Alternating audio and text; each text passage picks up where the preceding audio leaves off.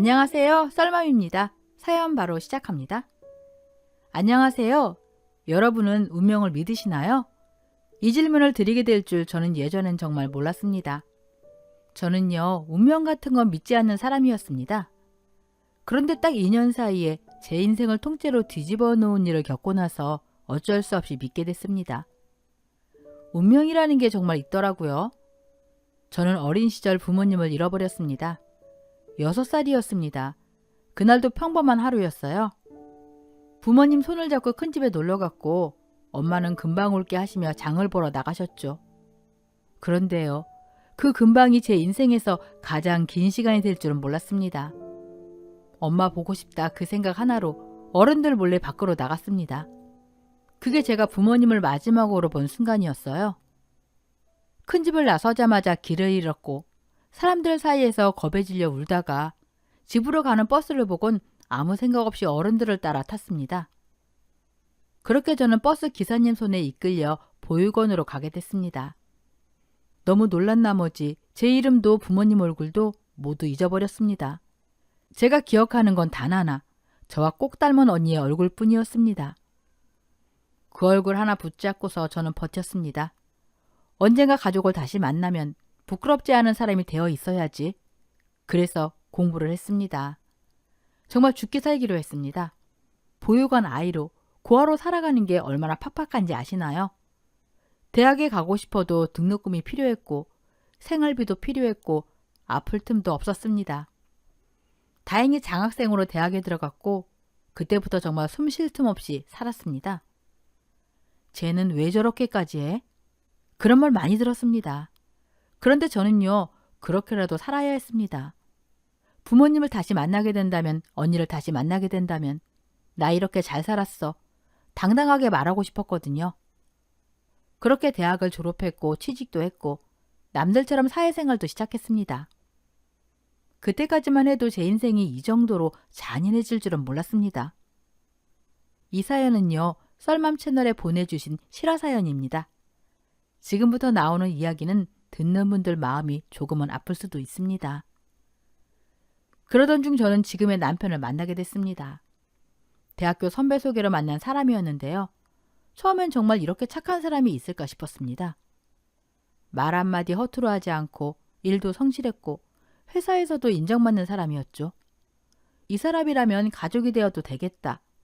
솔직히 말하면요, 고아로 자라서 그런지 저는 빨리 내 가족이라는 걸 만들고 싶었습니다. 그래서 남편의 청혼을 받았고 결혼을 했습니다. 그런데 결혼과 동시에 제 인생에 또 하나의 문제가 생겼습니다. 바로 저를 못 잡아먹어 안달이 난 시어머니였습니다. 결혼 전까지만 해도 그렇게 친절하시던 분이 혼인신고를 하자마자 사람이 완전히 달라지더군요. 아유, 고아라서 그런가 티가 나네. 역시 근본이 없으니까.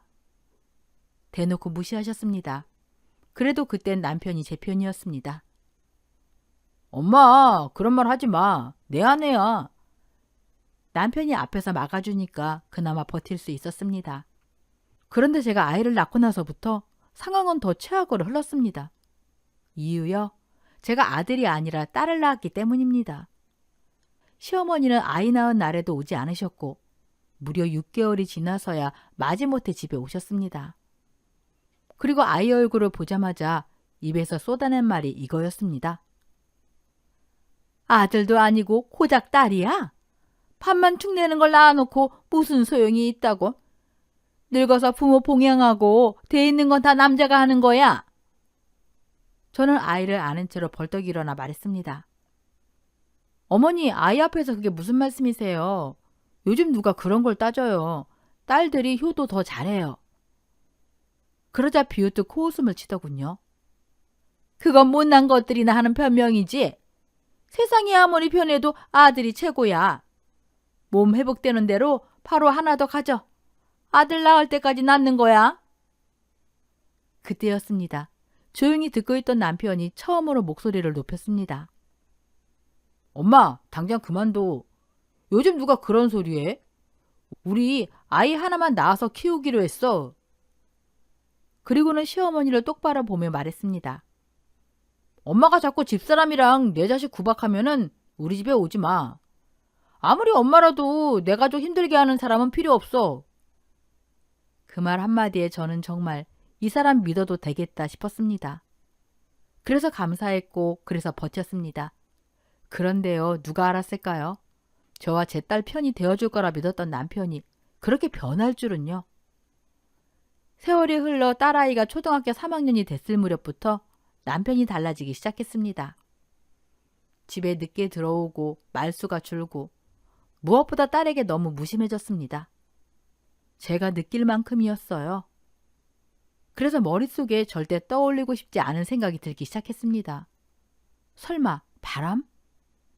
그 의심이 생긴 지 얼마 지나지 않아 시어머니에게서 전화가 왔습니다. 너한테 아주 중요한 할 말이 있으니까 지금 당장 시댁으로 와. 왠지 모르게 등골이 서늘해졌습니다. 그리고 시댁문을 여는 순간 저는 제 인생에서 다시 없을 장면을 보게 됩니다. 거실에 남편 놈이 앉아 있었고 그 옆엔 처음 보는 여자가 하나 앉아 있었습니다. 시어머니가 말했습니다. 인사해라. 얘가 네 남편이랑 같이 살 여자다.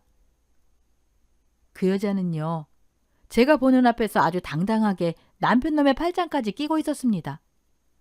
마치 자기가 정식 부인이라도 된 것처럼요. 그리고 더 기가 막혔던 건 시어머니의 태도였습니다. 그 여자에게는 며느리 대하듯 웃어 보이며 과일까지 깎아주시더군요. 저한테는 결혼 11년 동안 단 한 번도 보여주지 않던 얼굴이었습니다. 그 순간 손이 덜덜 떨렸습니다. 어머니, 지금 뭐 하시는 거예요? 그리고 당신은 여기서 뭐 하는 거고요? 설마 이 꼴 보여주려고 저 부른 겁니까? 그러자 시어머니는 눈 하나 깜빡 안 하고 말했습니다. 2번 말 안 한다. 너 당장 우리 아들이랑 갈라서. 여기 있는 은주가 진짜 내 며느리야. 그리고 남편 놈이 입을 열었습니다. 우리 깔끔하게 여기서 끝내자. 나 너한테 질렸어. 더 늦기 전에 새로 시작하고 싶어. 순간 귀가 멍해졌습니다. 지금은 그게 무슨 말도 안 되는 소리야. 어머니, 어떻게 저한테 이러실 수 있어요? 제가 어머니 며느리로 산 게 11년이 넘어요. 우리 딸은요? 그 아이는 생각도 안 하세요? 그러자 남편 놈이 아주 담담하게 말했습니다. 엄마 말대로 딸이 뭐가 중요해? 그리고 사실 은주 뱃속에 내 아이 가졌어. 그 한마디에 숨이 턱 막혔습니다. 은주가 나한테 아들 낳아줄 거야. 그 말이 끝나자마자 시어머니가 손뼉을 치며 웃었습니다. 그러게, 내가 그렇게 아들 낳으라니까 귓구멍으로도 안 듣더니 결국 이렇게 되는구나. 그러더니 저를 위아래로 훑어보며 말했습니다. 능력도 없고 집에서 애나 보던 너랑은 달라. 우리 은주는 돈도 많이 벌어. 미용실 운영하는 사장님이야. 부자 며느리라고. 그리고는 아주 결정타를 날리셨습니다.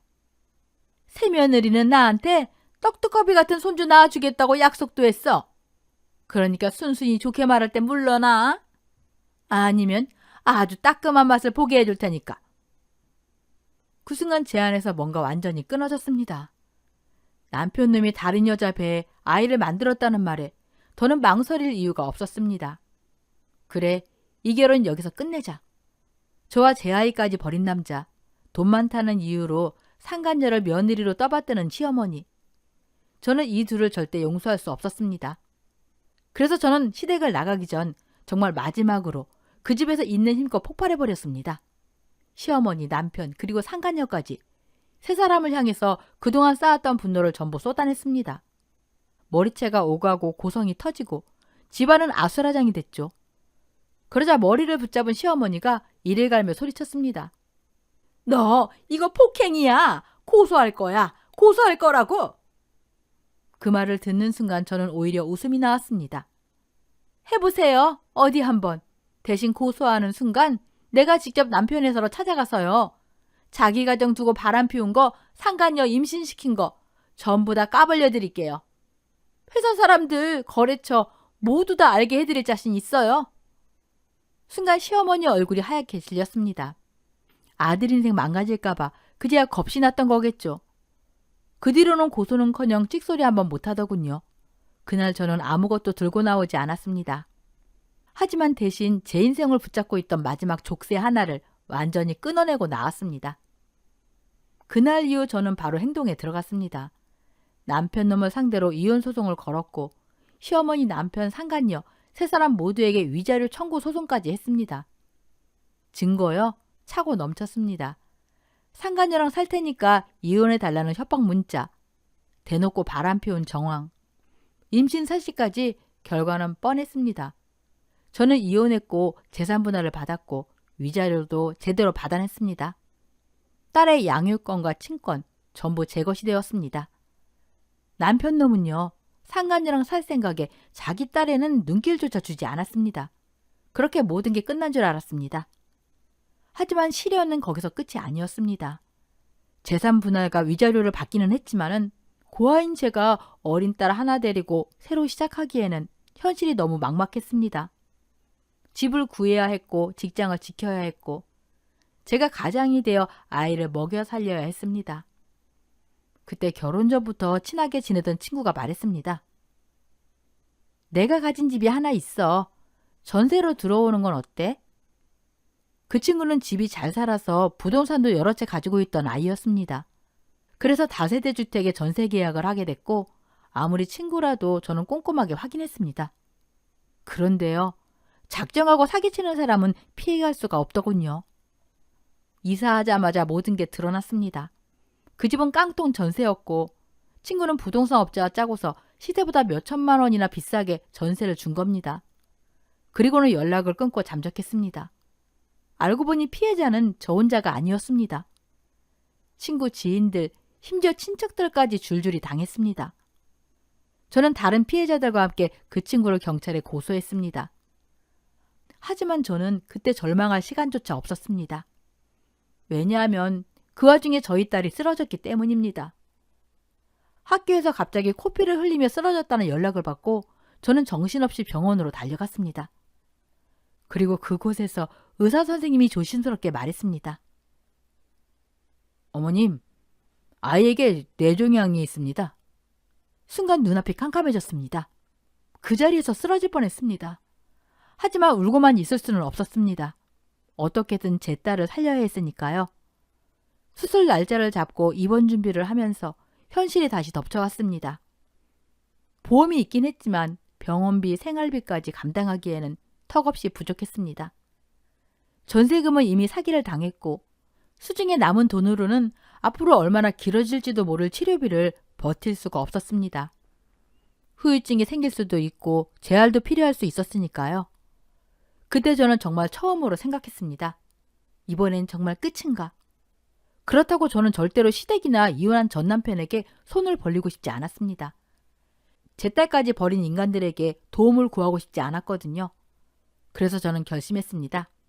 내가 벌어서 내 딸 살리자. 대학 시절 학비를 벌기 위해 휴학을 반복하며 했던 일이 떠올랐습니다. 인테리어 현장 일이었어요. 처음엔 도배, 페인트부터 시작했고 나중엔 타일, 줄공, 시공을 했습니다. 일은 힘들었지만 배우면 배울수록 일당이 셌습니다. 그래서 저는 다시 그 일을 시작했습니다. 딸아이 곁을 비울 수 없어 간병인 이모님을 모셨고 이모님은 저희 사정을 다 아시고 아이를 정말 친자식처럼 돌봐주셨습니다. 그렇게 하루하루 몸이 부서져라 일하며 버텨가던 어느 날 정말 원수는 외나무 다리에서 만난다고 하죠. 아주 뜻밖의 장소에서 그 인간들을 다시 마주쳤습니다. 새로 오픈하는 상가 건물에서 줄눈 시공을 하러 간 날이었습니다. 화장실에 가려고 복도를 지나는데 옆 레스토랑에서 사람들이 나왔습니다.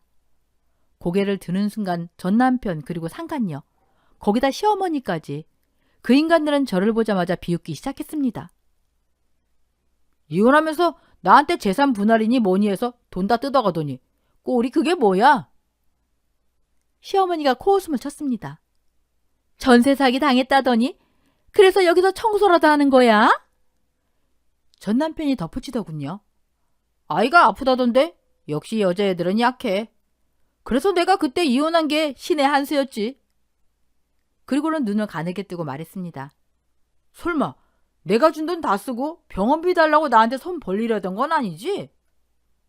그 순간 제 안에서 무언가가 또 한 번 끌어올랐습니다.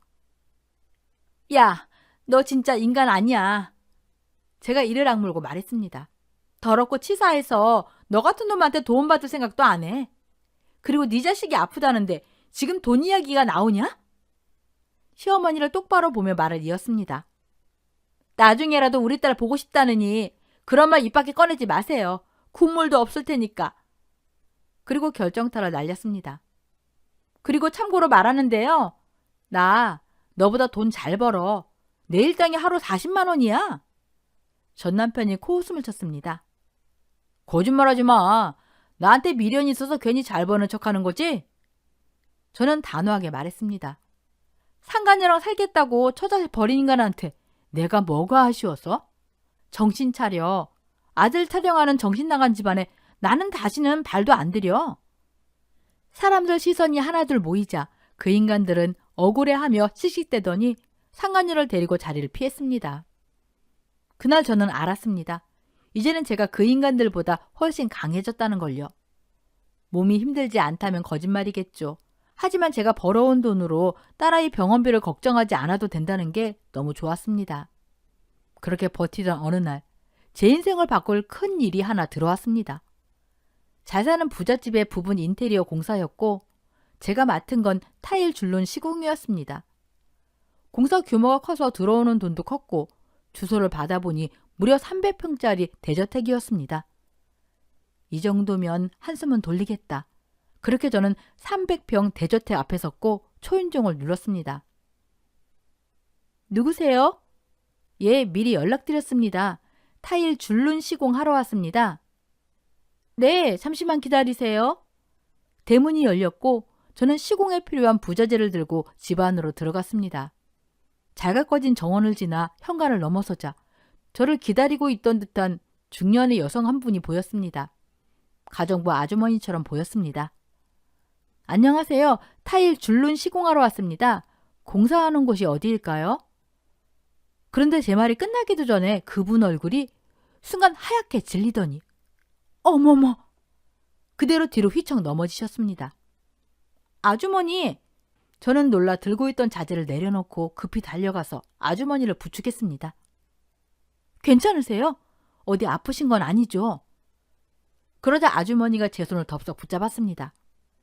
손이 심하게 떨리고 있었습니다. 아니에요. 제가 너무 놀라서. 그리고는 저를 똑바로 보며 이상한 질문을 하셨습니다. 저기, 지금 몇 살이세요? 순간 머릿속이 하얘졌습니다. 네? 38입니다. 그러자 숨을 고르지도 못한 채 다시 물으셨습니다. 부모님은요? 부모님은 계세요? 왜 그런 질문을 하는지 모르겠는데도 이상하게 거짓말이 나오지 않았습니다. 어릴 때 잃어버렸어요. 보육원에서 자랐습니다. 그래서 살아 계신지는 몰라요. 아주머니의 손에 힘이 들어갔습니다.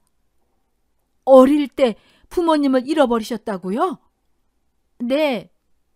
그제야 아주머니가 천천히 자리에서 일어나시더니 말씀을 하셨습니다. 저기, 그러면 여기 거실에 잠시만 앉아서 기다려 주실 수 있을까요? 잠시만이면 됩니다. 정말 잠시만요. 저는 당황해서 말했습니다. 제가 작업복을 입고 와서요. 소파가 더러워질 것 같은데요. 그런데 아주머니는 제 말을 자르듯 말했습니다. 상관없어요. 제발 여기 앉아만 계세요. 제가 전화 한 통만 하고 금방 올게요. 그 말투가 부탁이라기보다 간청에 가까웠습니다. 아주머니는 다급하게 어디론가 전화를 걸었습니다. 그리고 전화를 받자마자 거의 울먹이듯 말했습니다. 사모님, 찾았어요. 찾은 것 같아요. 사모님? 아니, 그러니까 사모님 빨리 오셔야 할 것 같아요. 이분을 직접 보셔야 해요. 그리고 제 쪽을 힐끗 보며 낮게 덧붙였습니다. 제가 어디 못 가게 꼭 잡아두고 있을게요. 그러니까 제발 빨리 오세요. 전화를 끊는 소리와 함께 집안이 이상할 정도로 조용해졌습니다. 저는 소파에 앉은 채로 손에 땀이 차기 시작했습니다. 뭐지? 내가 뭘 잘못한 건가? 이 집에서 나가야 하는 건가? 별의별 생각이 머릿속을 미친 듯이 스쳐갔습니다. 그리고 정말로 30분도 채 안 돼서 현관문이 벌컥 열렸어요. 다급한 발소리, 숨이 약간 가쁜 듯한 기색. 나이 지긋한 여성분 한 분이 거의 뛰어들듯 집 안으로 들어오셨죠. 아, 이분이 집주인인가 보다. 그분은 저를 보는 순간 말 그대로 얼어붙은 것처럼 서더니 다음 말을 내뱉었습니다. 세상에, 이럴 수가 있어? 정말 우리 희영이랑 똑같네. 쌍둥이라고 해도 믿겠어. 순간 제 심장이 덜컥 내려앉았어요. 그러자 가정부 아주머니가 옆에서 조심스럽게 덧붙였죠. 그래서요, 사모님. 제가 빨리 와보시라고 한 거예요. 우리 희영 아가씨랑 너무 닮아서요. 그 이름을 듣는 순간 이 집 공기가 확 달라졌어요. 사모님은 제 앞으로 다가오더니 제 옆에 천천히 앉으셨습니다. 그리고 조금 미안한 얼굴로 이렇게 말하셨어요. 많이 놀라셨죠? 미안해요. 정말 죄송해요. 그쪽이 우리 첫째 딸이랑 너무 닮아서요. 그제야 설명이 이어졌습니다. 이 집에서 일하시는 최 여사님이 젊을 때부터 우리 집에 계셨거든요. 그래서 우리 딸 얼굴을 너무 잘 알아요. 하지만 저는 그래도 이해가 되지 않았습니다. 그래서 조심스럽지만 분명하게 말했죠. 비슷한 사람 만나는 거 살다 보면 그럴 수도 있는 거잖아요. 그런데 그게 왜 저를 이렇게 기다리게 하신 이유가 되는 건가요? 그리고 솔직한 마음을 꺼냈어요. 저 아이가 집에서 기다리고 있어요. 일 끝나고 바로 가봐야 하거든요. 그때 사모님의 표정이 순간 무너졌습니다. 아, 그랬군요. 정말 미안해요. 그리고 한참을 망설이다가 입을 여셨죠. 사실은요, 우리 첫째 딸은 이 세상 사람이 아니에요. 그 말에 제 머릿속이 하얘졌어요. 9년 전에 죽었거든요. 저는 아무 말도 할 수 없었습니다. 아, 그러셨군요. 위로의 말조차 제대로 나오지 않더라고요.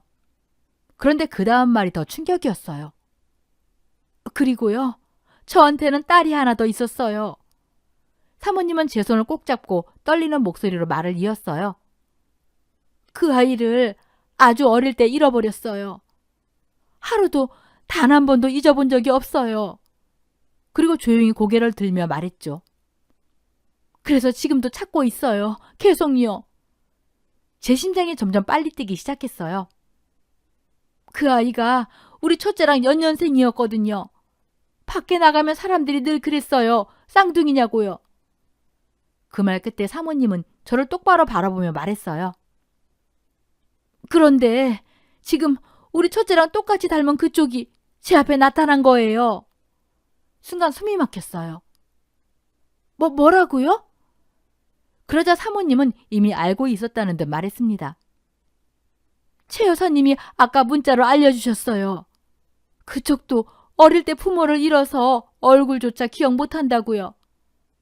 그리고 조심스럽게 하지만 간절하게 물으셨어요. 혹시 아주 작은 거라도 괜찮아요. 사소한 거라도 좋아요. 기억나는 게 없을까요?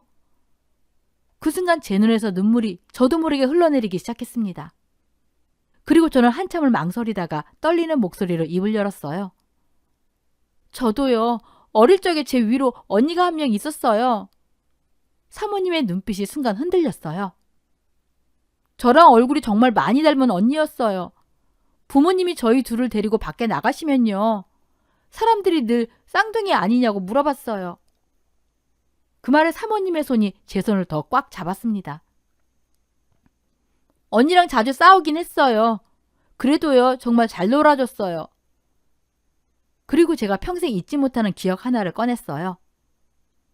제가 어릴 때 강아지를 정말 무서워했거든요. 언니랑 슈퍼 갔다가 집에 돌아오는 길에 동네 강아지가 반갑다고 쫓아온 적이 있었어요. 그날을 떠올리니 목이 콱 막히더라고요. 제가 너무 무서워서 울었더니 언니가요. 힘들 텐데도 저를 업고서 끙끙대면서 집까지 데려다 줬어요. 그 순간 사모님이 숨을 들이마시듯 말했어요. 뭐라고요? 강아지를 무서워해서 언니가 업어줬다고요? 그리고 거의 외치듯 말했죠. 우리 첫째도 그랬어요. 강아지가 따라오니까 둘째가 무서워한다고 업고 들어온 날이 있었어요. 그 말에 제 심장이 미친 듯이 뛰기 시작했어요. 이쯤에서 이 이야기를 듣고 계신 여러분들도 아마 숨을 멈추셨을 겁니다. 지금 이 순간 썰맘에 보내주신 이 사연도 저처럼 한 조각씩 진실을 맞춰가고 있었거든요. 저는 그 자리에서 양말을 천천히 벗었어요. 그리고 제 발등을 내밀며 말했죠. 그럼 이 상처는요? 혹시 알아보실 수 있을까요? 사모님이 제 발등을 내려다보셨어요. 길게 남은 흉터 하나. 어릴 때 유리컵에 담긴 우유를 마시다가 컵을 떨어뜨려서 크게 다쳤어요. 병원에서 꿰맸고요. 너무 아팠던 기억이 아직도 남아있어요. 사모님의 얼굴이 순식간에 무너졌어요. 그분은 아무 말 없이 제 발등을 쓰다듬더니 저를 끌어안고 오열하셨습니다. 아이고 맞아. 네가 정말 우리 딸 희연이 맞구나. 그리고 제 얼굴을 부여잡고 울부짖듯 말했어요. 연아, 그동안 어디 있었어? 엄마랑 아빠가 널 얼마나 찾았는데. 저는 그 품에서 아이처럼 울면서 물었죠.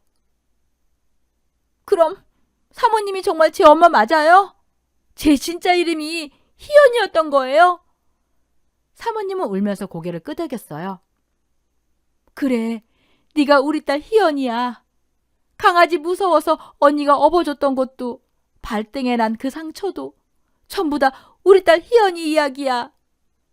저는 엄마 품에 매달려 아이처럼 울었어요. 엄마, 저 혼자 얼마나 무서웠는지 몰라요. 기억은 흐릿해도 엄마랑 아빠 그리고 언니 매일매일 보고 싶었어요. 그러자 엄마는 제 머리를 쓰다듬으며 말했어요. 언니는 너 떠난 뒤에도 하루도 널 잊은 적이 없었어. 떠나기 전까지도 희연이 많이 보고 싶다고 했어. 그리고 하늘을 올려다보며 떨리는 목소리로 말했죠. 아마 우리 희영이가 하늘에서 다시 만나게 해준 것 같아. 내 새끼, 그동안 고생 많았지. 혼자 얼마나 힘들었어. 엄마는 제 얼굴을 감싸지고 단호하게 말했어요. 이제 아무 걱정도 하지 마. 엄마랑 아빠가 다 알아서 할게. 무슨 일이 있어도 다시는 절대로 헤어지지 않는 거다. 그날 저는 잃어버렸던 아빠도 다시 만났습니다. 아빠는 제가 발견됐다는 소식을 듣자마자 회사 일도 마무리 못한 채 그대로 달려오셨어요. 그리고 제가 늘 지갑 속에 넣고 다니던 보육원 시절 사진을 보여드렸더니 맞다, 이 옷. 아빠는 사진을 보며 울었어요. 이 옷은 엄마가 너한테 직접 사줬던 거야. 그제야 모든 게 이어졌습니다. 부모님은 저를 찾기 위해 해보지 않은 일이 없었다고 하셨어요.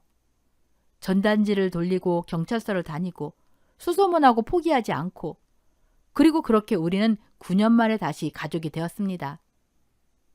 저는 그날 부모님께 그동안 제 인생에 있었던 일들을 전부 말씀드렸어요. 전 남편 이야기, 시어머니 이야기, 그리고 저희 딸이요. 지금 병원에 있어요. 많이 아파요. 그 말을 듣자마자 엄마 아빠 얼굴이 순식간에 굳어졌습니다. 아빠가 먼저 소리치듯 말했어요. 뭐라고? 그렇게 예쁜 손녀를 낳아줬는데도 딸을 낳았다고 구박을 했다고? 엄마는 이를 악물고 말을 이었어요. 게다가 바람 피운 남자랑 그 상간녀 편을 들었다고? 손녀가 아프다는데 병원비 한 푼 도와줄 생각도 안 했다는 거야? 아빠는 주먹을 꽉 쥐고 말했어요. 여보, 이건 절대 그냥 넘어갈 일이 아니야. 엄마도 고개를 끄덕이셨죠. 그래, 우리 딸 그렇게 고생시킨 것들 제대로 본때로 보여줘야 해. 아빠는 제 어깨를 잡고 단호하게 말했습니다. 딸, 아무 걱정하지 마라. 아빠가 가진 힘 전부 동원해서 그 인간들 전부 쫄딱 망하게 만들어줄게. 그리고 한마디를 더 얹으셨죠. 이 박진철이 명예를 걸고서라도 다 해결해 줄 테니까. 저는 그 말 한마디에 그동안 쌓였던 억울함이 눈물로 터져나왔습니다. 엄마, 아빠, 정말 고마워요. 그러자 엄마가 제 손을 꼭 잡고 말했어요. 우리가 내 편인데 네가 왜 혼자 버텼어? 아빠가 말을 이었죠. 여보, 우리가 이러고 있을 때가 아니지. 엄마 눈이 반짝였어요. 맞아, 우리 예쁜 손녀 보러 가야지. 희연이가 낳은 우리 첫 손녀. 얼굴 안 보면은 잠도 못 잘 것 같아. 그날 저는 부모님과 함께 병원으로 갔습니다. 병실 문을 열고 부모님이 저희 딸을 보는 순간 아무 말도 못 하셨어요. 잠시 후 엄마가 아이를 안고 펑펑 울기 시작했습니다. 아이고, 이렇게 작은 애가 얼마나 아팠을까. 아빠도 눈물을 훔치며 말했죠. 우리 손녀, 할아버지 왔다. 그 모습은 시어머니와 전남편이 보였던 차가운 얼굴과는 완전히 달랐습니다. 그날 바로 부모님의 도움으로 저희 딸은 VIP 1인 병실로 옮기게 됐어요. 저는 너무 놀라서 말했죠. 엄마, 아빠, 여긴 너무 비싸요. 무리 안 하셔도 돼요. 그러자 엄마가 단호하게 말했어요. 안 돼. 아빠도 웃으면서 덧붙이셨죠. 우리가 이런 것도 못 해주면 돈 벌어서 뭐 하겠니? 우리 딸, 우리 손녀 위해 쓰려고 돈 버는 거지. 그 순간 저는 알았습니다. 나는 더 이상 혼자가 아니라는 걸. 그리고 제 딸도 더 이상 버려진 아이가 아니라는 걸. 그날 이후로 제 인생은 완전히 달라지기 시작했습니다. 그리고 그동안 저희 딸을 자기 일처럼 정성껏 돌봐주신 간병인 이모님께도 부모님은 깊이 감사 인사를 전하셨어요. 제가 드렸던 돈보다 훨씬 더 많은 금액을 챙겨주시며 아예 부모님 댁 직원으로 정식 고용을 하셨죠. 이런 분은 우리가 모셔야 해. 그 말 한마디에 이모님은 눈물을 흘리셨어요. 그 후 부모님과 저는 유전자 검사를 했고 결과는 말할 것도 없이 부모님의 친딸이 제가 맞았습니다. 그렇게 저는 부모님 집으로 들어가 살게 되었고 부모님은 제 방과 딸아이 방까지 전부 새로 인테리어를 해주셨어요. 항암 끝나면 바로 편하게 들어와야지. 아빠는 그 말만 하셨어요. 그리고 아빠는 진짜로 움직이기 시작했습니다. 사실 아빠는 큰 중소기업의 사장이셨고 그것도 의료기기를 생산하는 회사의 대표셨죠. 전 남편은 의료기기에 들어가는 부품을 파는 회사에서 영업일을 하고 있었고요. 그 말은 곧 의료기기 부품 회사라면 누구든 아빠 회사와 계약을 하고 싶어 안달이라는 뜻이었죠. 전 남편 회사도 예외가 아니었습니다. 그래서 아빠는 전 남편 회사에 연락을 넣으셨어요. 납품 계약을 검토해보겠다. 그 사실을 모르는 전 남편 놈은 어느 날 저에게 전화를 걸어왔습니다. 모르는 번호였어요. 여보세요? 나야. 너 누구야? 일 맡기려다 보니까 연락처가 바로 나오더라고. 쓸데없는 소리 할 거면 끊어. 잠깐만, 나 진짜 고객이야. 무슨 고객? 이번에 우리 회사가 진짜 큰 회사랑 계약하거든? 계약만 되면 인센티브의 승진까지 확정이야. 그놈은 신이 나서 떠들어댔어요. 그래서 이번에 내가 결혼해서 들어갈 신혼집 인테리어 타일 줄눈 시공 너한테 맡기려고. 그 순간 제가 웃음이 나왔습니다. 야, 너 생각이라는 게 있니? 바람 피워서 이혼해놓고 상간녀랑 살 집을 나보고 시공해달라고? 너 IQ 몇이야? 어떻게 그런 참신한 헛소리를 하냐? 그리고 너희 회사 계약이 성사될지 쪽박 찰지는 두고 봐야 아는 거야. 김치국부터 마시다간 배탈 난다. 다신 연락하지 마. 다시 전화하면 스토킹으로 신고할 거야. 저는 전화를 뚝 끊었습니다. 그리고 속으로 생각했죠. 지금 네가 좋아서 떠드는 그 계약이 네 인생 끝장나는 계약인 줄도 모르고. 드디어 그날이 왔습니다. 전 남편 회사와 아빠 회사의 계약이 있기로 한 날. 저와 엄마는 아빠 회사로 갔고 아빠는 전 남편 회사 사장에게 직접 전화를 거셨습니다. 김 사장님, 오늘 계약 때문에 오실 필요 없습니다. 네? 무슨 말씀이십니까, 박 사장님? 계약 진행 안 하겠습니다. 아니, 갑자기 왜 저희 쪽에서 무슨 실수라도? 예, 아주 큰 실수를 했죠. 아빠는 목소리 한번 변하지 않고 말씀하셨습니다. 제 딸이 얼마 전 이혼을 했습니다. 전 사이놈이 바람을 피웠고요. 그놈은 아픈 자식이 있는데도 나 몰라라 했답니다. 잠시 정적이 흐른 뒤 상대가 말했어요. 그게 저희 회사 무슨 상관이? 알아보니 그전 사이놈이 김 사장님 회사 직원이더군요. 제 딸 가슴에 대못 박은 인간이 다니는 회사를 제가 잘 되라고 계약할 수는 없지 않습니까? 전화기 너머에서 숨 넘어가는 소리가 들렸어요. 그 직원이 누굽니까? 당장 불러서 무릎 꿇게 하겠습니다. 아빠는 짧게 말씀하셨어요. 그럴 필요 없습니다. 이미 끝난 인연이니까요. 김 사장님 회사 영업팀에 최성준 과장 있죠? 바로 그 사람입니다. 전화기 너머에서 잠시 침을 삼키는 소리가 들렸습니다. 예? 최성준 과장이요? 박 사장님, 잠시만 기다려 주십시오. 제가 당장 최 과장 데리고서 회사로 찾아뵙겠습니다. 정말로 1시간도 채 지나지 않아 전 남편 놈 회사 사장과 전 남편 놈이 아빠 회사 사장실로 들어왔습니다. 제가 여기 있을 거라고는 꿈에도 모른 채로요. 문을 열자마자 전 남편 놈은 억울하단 표정으로 자기 회사 사장에게 변명을 쏟아내기 시작했습니다. 사장님, 이건 정말 오해입니다. 이혼한 건 맞지만 바람 피워서 그런 거 절대 아닙니다. 아픈 자식 모른 척했다는 말도 안 됩니다. 사람이 어떻게 그런 짐승 같은 짓을 합니까? 게다가 이렇게 큰 회사 사장님 딸이 제 전처라니요. 말이 안 되지 않습니까? 제 전처는요, 지금 타일 줄눈 시공하러 다니는 여자입니다. 그때 전 남편 회사 사장이 낮게 말했습니다. 최 과장, 변명은 나한테 하지 말고 박 사장님께 직접 하게. 자네 때문에 우리 회사가 얼마나 큰 손해를 보게 생겼는지 알고나 있나? 이번 계약 어그러지면은 내가 자네 절대 가만 안 둔다. 네, 사장님, 저만 믿어주십시오. 이후에 직접 제가 풀겠습니다. 그렇게 큰 소리치던 전 남편 놈의 입이 딱 닫힌 건 사장님 안쪽 소파에 앉아있던 저를 보는 순간이었습니다. 당신이 왜 여기에? 저는 아주 담담하게 말했죠. 왜긴 우리 아빠 회사니까 아빠 보러 왔지. 전 남편 놈 얼굴이 순식간에 하얗게 질렸습니다. 그게 무슨 말이야? 당신 고아잖아. 가족도 없다며. 얼마 전에 잃어버렸던 부모님 찾았거든. 근데 우리 아빠가 이 회사 사장이더라. 참 신기하지. 내가 부모님 찾고 얼마나 기뻤는지 알아? 그동안 쌓였던 서러움이 한꺼번에 올라오더라. 저는 전 남편 놈을 똑바로 보며 하나하나 말했습니다. 네 엄마가 나한테 아들 못 낳았다고 들들 볶은 거, 네가 상간녀랑 살겠다고 이혼하자고 한 거, 우리 딸 아플 때 내가 병원비 걱정하며 잠도 못 자던 거, 나 전부 기억하고 있어. 사장실 안이 얼어붙었습니다. 전 남편 회사 사장이 떨리는 목소리로 아빠에게 물었어요. 박 사장님, 설마 이 사람이 따님 두고 바람 피운 것도, 아픈 자식 나 몰라라 한 것도 전부 사실입니까? 아빠는 짧게 답하셨어요.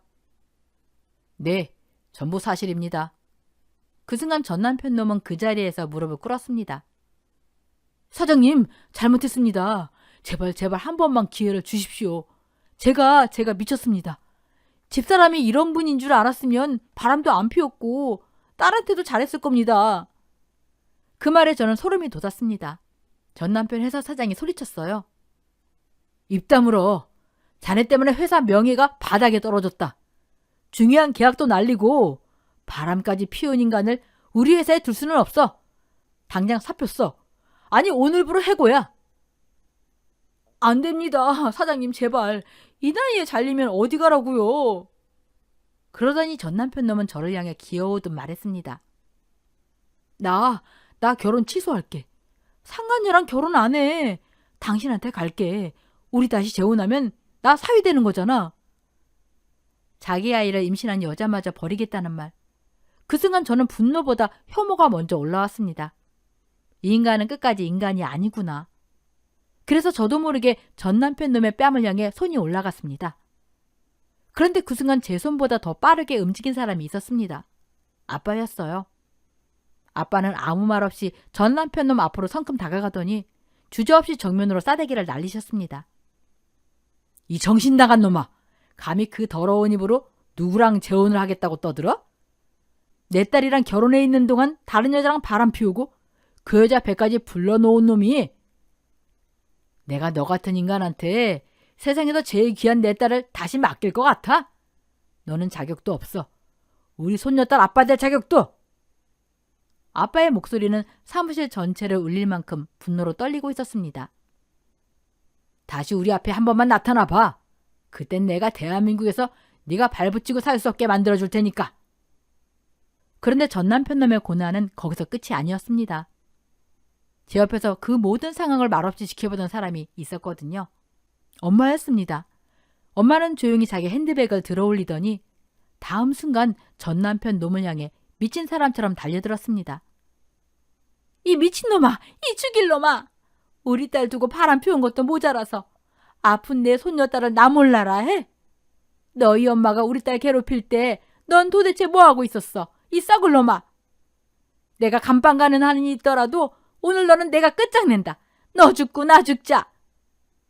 전 남편 놈은 정신없이 맞아가며 비명을 질렀고 결국 회사 보안 요원들이 달려와 그를 붙잡았습니다. 그렇게 그는 아빠 회사에서 보안 요원들에게 끌려나가다 쫓겨났습니다. 끌려가는 와중에도 전 남편 놈은 저를 향해 손을 뻗으며 아둥바둥 매달리려 했죠. 하지만 이미 모든 건 끝난 뒤였어요.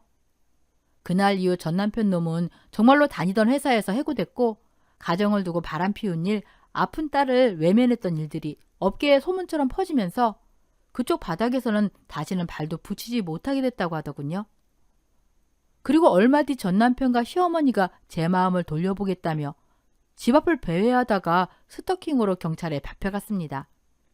그리고 아빠는 변호사를 선임해서 양육비, 위자료 청구할 수 있는 건 모두 청구하겠다고 했습니다. 그 들려온 소식은 더 기가 막혔습니다. 상간녀가 전 남편 아이를 임신한 줄 알았는데 그 아이가 전 남편 아이가 아니었다는 겁니다. 그 사실을 알게 된 전 남편은 정신과 치료까지 받으며 완전히 폐인이 됐다고 합니다. 아들 타령하던 시어머니는 이제 그 아들 병수발을 들며 늦은 나이에 고생을 하고 있다더군요. 그리고 저에게 사기를 쳤던 친구는 전세 사기범으로 붙잡혀 지금은 콩밥을 먹고 있습니다. 그렇게 저는 어린 시절 잃어버렸던 부모님을 다시 만나 힘들었던 지난날의 일들을 하나씩 정리할 수 있었습니다. 그리고 지금은 부모님 그리고 제 딸아이와 함께 소박하지만 행복한 하루를 살아가고 있습니다. 제 딸도 이제는 많이 건강해져 제 곁에서 웃고 있고요. 물론 앞으로도 정기적인 검사와 조심해야 할 시간들은 남아있겠지만 이제는 두렵지 않습니다. 언제나 제 편이 되어주는 부모님이 계시고 제 손을 꼭 잡아주는 딸아이가 있으니까요. 사랑하는 사람들과 함께하는 이 평범한 하루하루가 얼마나 큰 기적인지 요즘은 더 깊이 느끼며 살고 있습니다. 앞으로도 저희 가족은 서로 의지하며 함께 웃고 함께 버텨내며 행복하게 살아보려 합니다. 그리고 하늘에서 편히 쉬고 있을 언니도 늘 저희 곁에서 같이 웃고 있을 거라 저는 굳게 믿고 있습니다. 이제 그만 제 사연을 줄이겠습니다. 이 사연을 듣고 계신 여러분도 사랑하는 가족들과 늘 건강하시고 행복한 하루하루 보내시길 바랍니다. 끝까지 들어주셔서 감사합니다. 오늘 썰맘 사연글에 여러분의 소중한 댓글 부탁드립니다.